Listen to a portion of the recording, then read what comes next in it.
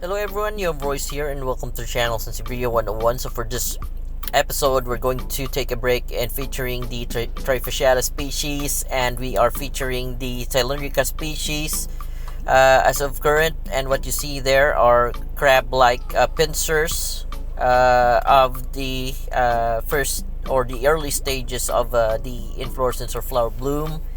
As the days goes by, those crab pincers, they are actually bracts, and they will be left on the lowermost portion of the flower stalk as the stalk grows in height. These are the earlier days of inflorescence, and it's actually very hard to spot the first stages of inflorescence, especially that crab-like state or form. It is very hard to spot that. So luckily I was able to catch it on the camera, and I'm able to show it to you folks.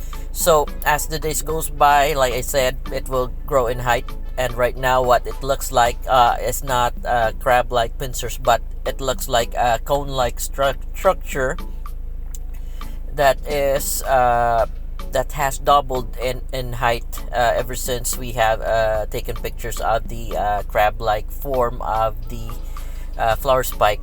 So as the days goes by, it will still grow, and right now what you can see there are some of the flower bracts. Those are bracts that are growing together with the flower tubes. They are left on the as it grows in height, or as it grows taller, and one by one it will be left out on the flower stalk, and you will see spaces where they will be left out as the flower spike grows in height. So actually we are now in the blooming stages, and I have actually noted the first day that I took a picture of it, and it was I think August 18, then ended up September 15. So it took mostly or roughly 40 days for Sansevieria cylindrica species to reach its full bloom form or full bloom state. Right now, this is what I'm showing you, the full picture of the Sansevieria cylindrica specimen that I have. There are actually 3 flower stalks that are growing on this Sansevieria cylindrica clump, and I have also managed to take the measurement of the height. As you can see there, it's not actually 10 inches. It's because my 24-inch ruler can't is the inflorescence is taller than my 24-inch ruler. So what I did is I placed the 24-inch ruler, and then I marked where it ended. Then I placed I positioned the ruler on top of the mark that I made. So it has, after the 24-inch, I got another 10 inches. So the total of the height of the flower stalk of Sansevieria cylindrica, I would say this is a very mature plant, because I had it for I think more than 5 years now. So when maturity for Sansevierias, that is the optimal level of the where we measure the height of inflorescence. So my measure of the inflorescence of Sansevieria cylindrica would be 24-inch plus a 10-inch, so it's 34-inch total. And the color of the stalk itself, the one where flower tubes and the bracts are attached, they are greenish in color. So that's very important, because that green color, if you will be able to see some Sansevieria that would look like cylindrica but has a different color, stalk color, it's not the species itself. It might be a hybrid of the cylindrica species, because it's very important, the color of the flower stalk is green, the moment it changes to purple, purplish, or it has the stripes on it, it is different from what I'm showing you right now. It might be already a hybrid of cylindrica. So the color of stalk, like I said, is very important. Measuring the height is important as well. The watching out of the flowers that is in the cluster that is growing on the stalk is also important. So we have noted that the maximum flowers that can grow on a cluster is 6. Then the minimum would be 1. That those are the flower tubes that are growing on the topmost portion of the cylindrica stalk that we're talking about. By the way, the type of inflorescence is classified as raceme in botanical terms, and right now this is how it looks like, the cylindrica inflorescence during the daytime. So during the daytime, most of the flower tubes, or the older flower tubes, would already close, and then when it comes to doing it nighttime, actually this isn't really daytime, because this is about I think when the sun is going down. So they are starting to open up again, but some of the flower tubes, especially on the lower portions, they are still closed, and upon nighttime they would be fully open. All of the flower the flower tubes would open up during the nighttime and close up. Some of them would close up, or they would usually close up during the daytime, because I think they invite the pollinators, the night pollinators. They don't invite the daytime pollinators like bees or butterflies. They invite the nighttime pollinators, especially moth instead of butterflies. So like what I'm showing you right now, this is the topmost portion of the inflorescence, and on the topmost portions you would just usually see 2 to 1 flower tubes that are growing, in comparison to the middle part or the bottom part that is growing maximum of 6 flowers in a flower stalk. So again, this is the 2 flower stalks that I am showing you right now, because there are 3 flower stalks on this cylindrical cluster. You would see that there are also damages on the leaf there. This is because I leave out this clump out in the open, so there are damages which they incur, might be because of the cats that are running around, the stray cats that are usually would dive into them from the top of the wall, and they would break the Sansevieria leaves. So that's one of the problems that I encounter here from where I am.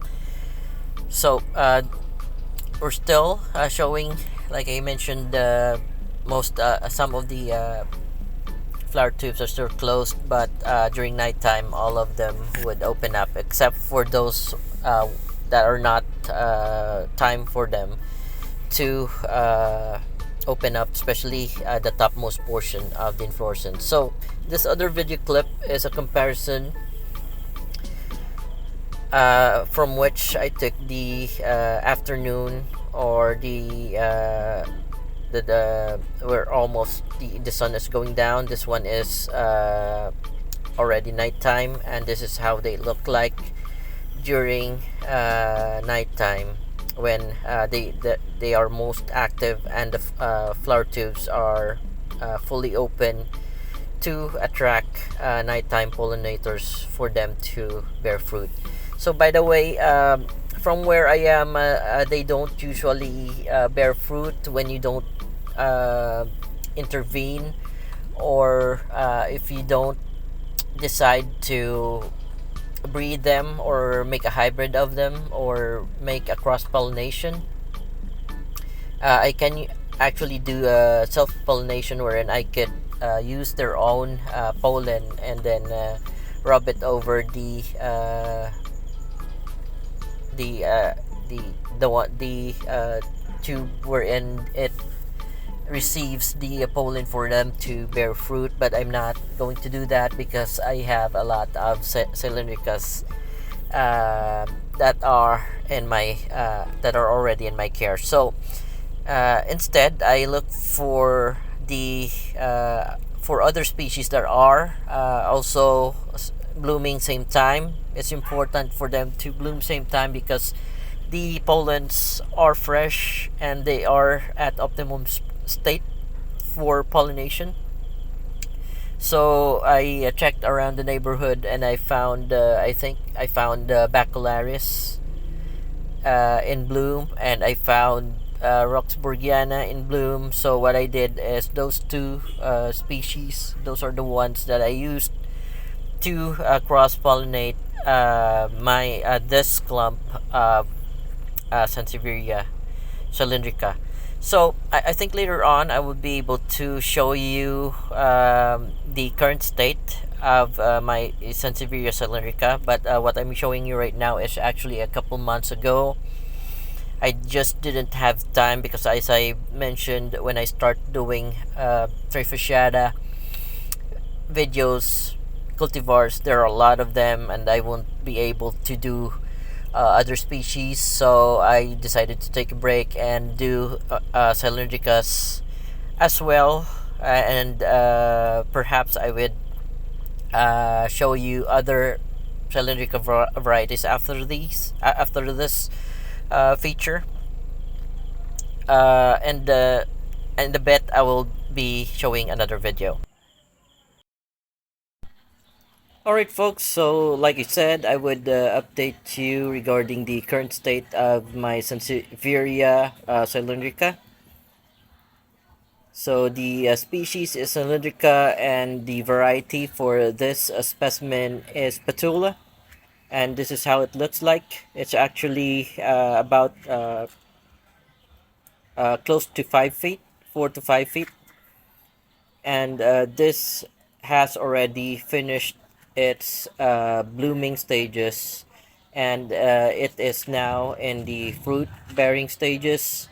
The fruits that are like I said, I pollinated them with bacularis, I think, and Ruxburghiana. Those are the only the two other species that bloomed simultaneously as cylindrica species are blooming when the inflorescence took place. So there are fruits, and I will show you how they look like.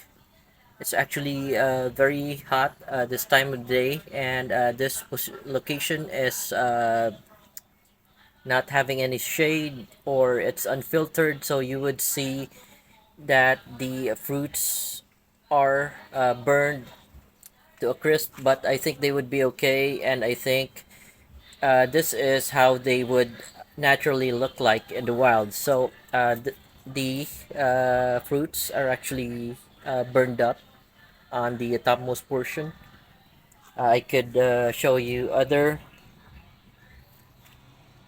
fruits, which I'm not sure if it was the Ruxburghiana that was successful, or the Bacularis that I have cross pollinated them with. So, like I promised, this is the update of how they currently look like, and I'm going to move back so you can see the full picture of my Sansevieria cylindrica clump. I actually showed this during the first video wherein I gave a tour of our nursery or our garden, and this is how it looks like now. All right. So, folks, I think this is it for this video. And if you like our content, please don't forget to like and subscribe to our channel. Thank you, everyone.